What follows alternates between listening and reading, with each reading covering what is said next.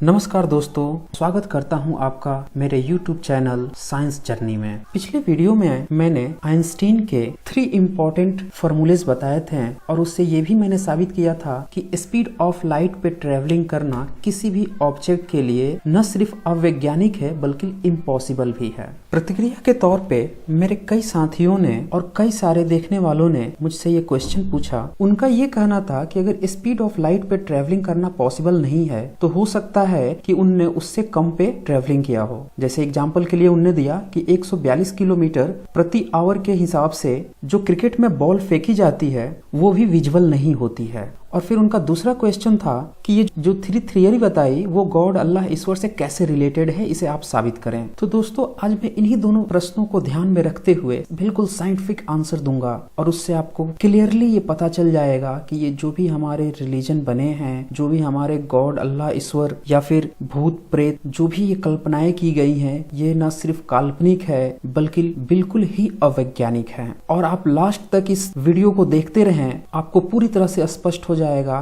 कि जो भी मैं साइंटिफिक रीजन इसके पीछे प्रोवाइड कर रहा हूं उससे इन तमाम कल्पनाओं को नहीं झटका लगेगा बल्कि ये पूरी तरह से गलत भी सिद्ध होंगे। तो आइए इनकी वैज्ञानिक पड़ताल करते हैं। सबसे पहले तो ये क्वेश्चन उठता है कि अगर कोई भी सुप्रीम पावर है या सुपरनेचुरल पावर है तो क्या वो वैज्ञानिक सिद्धांतों को फुलफिल करती है, और अगर वो इसे फुलफिल करती है तो क्वेश्चन ये उठता है कि मैक्सिमम स्पीड उसकी कितनी होगी, यानी कि वो किस स्पीड से ट्रेवलिंग करेगा। इस सिद्धांत को समझने के लिए आपको मैं 2 फोर्सेस बताने जा रहा हूं। फर्स्ट है सेंट्रीफ्यूगल फोर्स और सेकंड है सेंट्रीपेटल फोर्स। ये दोनों ही फोर्स जब भी हम ट्रैवलिंग करते हैं किसी चौराहे पे तो वहां पे इसे फील किया जाता है। इसे मैं थोड़ी डिटेल्स में आपको बताता हूँ। जैसे एग्जांपल के लिए आप सीधे रास्ते से जा रहे हैं और कहीं पे एक टिप पॉइंट आती है और आप चूंकि बाइक से हैं या गाड़ी से हैं तो आप यहाँ से मूव करते हैं आइदर राइट साइड में या फिर लेफ्ट साइड में। जब भी आप इस टिप पॉइंट से मूव करेंगे तो आप ये पाएंगे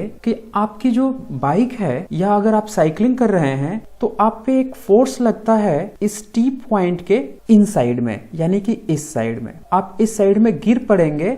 इसको आप बैलेंस करने के लिए आप अपने आप को, अपने साइकिल को या बाइक को झुका लेते हैं और फिर आप इस मोड़ को पार करते हैं। अगर आपकी स्पीड ज्यादा हुई तो आपके गिरने के चांसेस ज्यादा रहेंगे। इसीलिए यहाँ पे एक बोर्ड टंगा होता है और जिसपे लिखा होता है maximum speed 10 kilometre per hour या 20 किलोमीटर पर आवर। ऐसा इसलिए होता है ताकि आप इस फोर्स से बच सके। अब ये जो फोर्स जो इन साइड में लग रहा था इसे कहते हैं सेंट्रीपेटल फोर्स, और ये जो फोर्स जो आपको बाहर की तरफ पुश कर रहा था यानी कि आप बाहर की तरफ गिर जाते, इसे कहते हैं सेंट्रीफ्यूगल फोर्स। इसे आप और अच्छे से समझ सकते हैं जैसे आप अपने फिंगर में एक धागे में एक पत्थर बांध लीजिए और इसे रोटेट कीजिए। आप पाएंगे जैसे ही ये धागा ब्रेक होगा इसमें जो लगा पत्थर है वो आउटसाइड में मूव करेगा, यानी कि जब भी सर्कुलर मोशन होता है तो उसके बाहर जो फोर्स लगती है उसे हम सेंट्रीफ्यूगल फोर्स कहते हैं और बाहर की तरफ मूव कर जाता है जैसे ही इससे कनेक्टेड वायर ब्रेक्स होते हैं। वही बात यहाँ पे भी लागू होती है इस मोड़ पे भी। तो ठीक इसी तरह से कोई भी गैब्रियल, देवदूत या फिर भूत प्रेत या फिर कोई ईश्वर आपके घर के अंदर में आता है, आपको दर्शन देता है, सपने में दर्शन देता है या फिर आपको लेकर जाता है जैसा कि कुछ धर्म ग्रंथों में बताया गया है, तो वो ले जाने की जो स्पीड होगी वो काफी हाई होगी। और जैसा कि हम जानते हैं कि कोई भी रूम या फिर होम उसके अंदर की जो बनावट होती है वो काफी टेढ़े मेढ़े रास्ते होते हैं और गेट के थ्रू आपको निकल के जाना होता है। आप अचानक से हाई स्पीड में मूव करेंगे तो वहां पे सेंट्रीपेटल या सेंट्रीफ्यूगल फोर्स लगेगा और आप अचानक से कहीं पे गिर पड़ेंगे क्योंकि इतनी हाई स्पीड में आप ट्रेवल नहीं कर सकते। तो इससे तो एक बात क्लियर हो जाती है कि कोई भी जो काल्पनिक घटनाएं हमें बताई जाती हैं वो सेंट्रीपेटल और सेंट्रीफ्यूगल फोर्स को बिल्कुल भी फुलफिल नहीं करती और इसलिए वो वैज्ञानिक रूप से बिल्कुल ही गलत हैं। मसलन यहाँ पे कुछ लोग ये भी कह सकते हैं कि हो सकता है कि वो इतनी स्पीड से गया हो, लेकिन आप ये देखो कि जब इतनी ज्यादा स्पीड होगी उस समय में उसका जो डिसीजन होगा वो सेकंड के लाखवें हिस्से में होगा और वो बिल्कुल भी डिसीजन नहीं ले पाएगा कि हमें किस तरफ मूव करना है। तो इसलिए ये धारणा बिल्कुल ही गलत है। अब आइए कुछ और तथ्यों पे बात करते हैं। साइंस हमेशा ही फैक्ट्स एंड प्रूफ्स की बात करता है। तो जैसा कि हमने देखा कि ये जो भी कहानियां गढ़ी गई हैं धार्मिक रूप से या परंपराओं में, वो पूरी तरह से बेबुनियाद हैं और इनका कोई भी वैज्ञानिक कारण नहीं है और ये साइंस के फैक्ट्स और थियरीज को भी फुलफिल नहीं करती हैं। इसलिए पूरी तरह से ये गलत है। आइए कुछ और तथ्यों पे बात करते हैं। अगर धार्मिक ग्रंथों की बात करें तो बाइबल, कुरान, वेद पुराणों में यह बताया जाता है कि तथाकथित गॉड, अल्लाह, ईश्वर ये धरती पे आते हैं, इसका निर्माण करते हैं, फिर यहाँ पे पहले इंसानों का निर्माण करते हैं और फिर कुछ और जीव जंतुओं, पेड़ पौधों का निर्माण करते हैं। आइए इसकी भी वैज्ञानिक पड़ताल करते हैं। सूर्य के बाद जो दूसरा सबसे नजदीकी सूर्य है उसका नाम है प्रॉक्सिमा सेंचुरी और वो तकरीबन 4.2 लाइट ईयर्स दूर है। यहाँ पे 1 लाइट ईयर्स का मतलब होता है 1 साल में प्रकाश की किरणों की तय दूरी। अब अगर कोई तथाकथित सुपरनेचुरल पावर है जो इस धरती पे आया था तो उसे आने में कितना समय लगा होगा तथा एक बार आने के बाद फिर दूसरी बार आने में कितना समय लगा होगा, इसकी हम पड़ताल करते हैं। मसलन यहाँ पे कई फैक्टर काम करते हैं,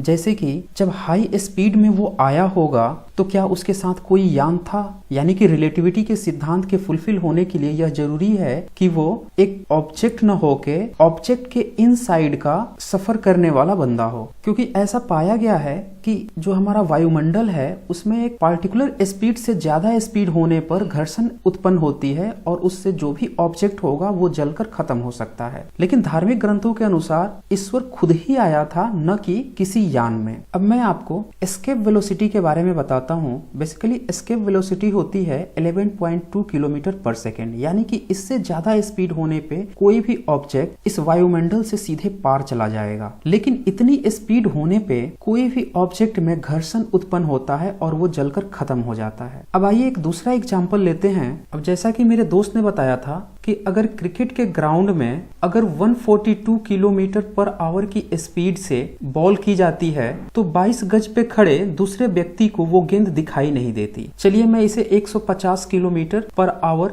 मान ले रहा हूं कि इतनी की स्पीड से अगर कोई बॉल जाएगी तो वो नग्न आंखों से बिल्कुल भी दिखाई नहीं देगी। अगर इस स्पीड से हम बात करें कि जो हमारा सेकंड नियरेस्ट सन है प्रॉक्सिमा सेंचुरी, जो कि 4.2 लाइट ईयर्स दूर है, हम जानते हैं कि वहां पे भी गॉड नहीं है, उससे भी दूर हो सकता है, फिर भी मैं सुविधा के लिए मान ले रहा हूं कि वो प्रॉक्सिमा सेंचुरी पर ही है। तो अगर 150 किलोमीटर पर आवर की स्पीड से वो ट्रेवल करे ताकि वो हमें दिखाई भी न दे और वो प्रॉक्सिमा सेंचुरी पे भी चला जाए तो उसके जाने में कितना समय लगेगा, आइए उसको कैलकुलेट कर लेते हैं। उससे आपको बिल्कुल क्लियर हो जाएगा कि आने जाने में जो समय लगता है उसके कारण सुपरनेचुरल पावर कितने समय बाद दूसरी बार फिर से धरती पे आ पाएगा। अब 4.2 लाइट ईयर्स का मतलब होता है 3990 इंटू 10⁻10 किलोमीटर, जहाँ पे 1 लाइट ईयर इज इक्वल होता है 95 इंटू 10⁻11 किलोमीटर, यानी कि एक साल में लाइट के द्वारा तय की गई दूरी। और जैसा कि हम जानते हैं कि स्पीड ऑफ लाइट c होता है 3 इंटू 10⁸ मीटर पर सेकेंड, यानी कि एक सेकेंड में 3 इंटू 10⁸ मीटर ये तय करता है। किलोमीटर की बात करें तो ये 3 लाख किलोमीटर पर सेकेंड की स्पीड से तय करता है। तो इसलिए जो टोटल टाइम लगेगा प्रॉक्सिमा सेंचुरी में पहुंचने में वो मैंने कैलकुलेट किया है, आपको बता देता हूं। वो आएगा 30360000 ईयर्स, यानी कि 3 करोड़ ईयर्स से भी ज्यादा समय लगेगा उसे आने में, और फिर जाने में भी 3 करोड़ ईयर्स लगेगा अगर वो 150 किलोमीटर पर आवर की स्पीड से चल रहा है। तो अब जरा सोचिए, इस धरती को एग्जिस्टेंस में आए मात्र 4.5 अरब ईयर्स हुए हैं और एक बार जो तथाकथित सुपरनेचुरल पावर है वो 3 करोड़ ईयर्स लेता है आने में और फिर जाने में, तो दूसरी बार फिर वो 3 करोड़ साल बाद आएगा। यानी कि आज की डेट में अगर वो आता है इसका मतलब कि वो 3 करोड़ साल पहले आया था। तो जरा सोचिए, जो धार्मिक ग्रंथों में ये बीच में बार बार अवतार होते रहते थे, गैब्रियल आते रहता था,